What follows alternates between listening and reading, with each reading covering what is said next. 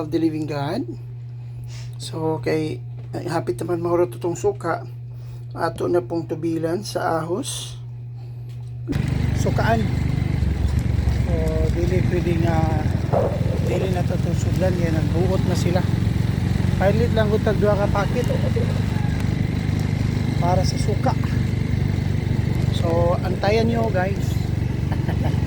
Tagalog na naman ako nito. Yes, para at least man lang masarap. Kaya nyo lang guys malapit lang dito. Sobrang init na. So sa lahat ng mga nagtatrabaho sa mainit na lugar, drink always water. And ano tayo, kumbaga pray and ingat palagi. Okay, dito tayo bibili.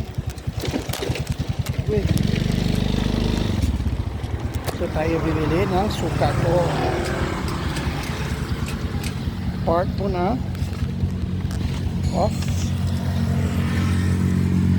Ayo.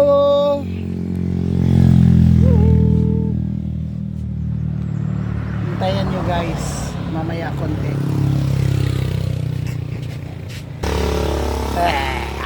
Nara. So antayin nyo lang guys pauwi na ako. So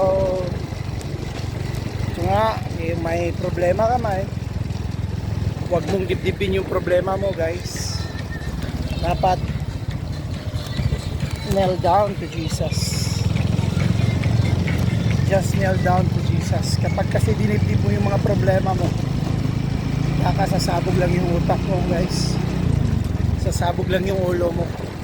But if you kneel down to God, cry out to Jesus, and hingi ka ng tawad sa Kanya, so patatawarin ka ng Panginoon and accept Jesus as Lord and personal Savior. So alam mo, may gagawin ng Panginoon sa buhay mo kapag ginawa mo yan. Kapatid, hindi pa uli ang lahat. Hindi pa uli. Seryosohin mo lang yung Panginoon. So yan nga. Shalom shalom.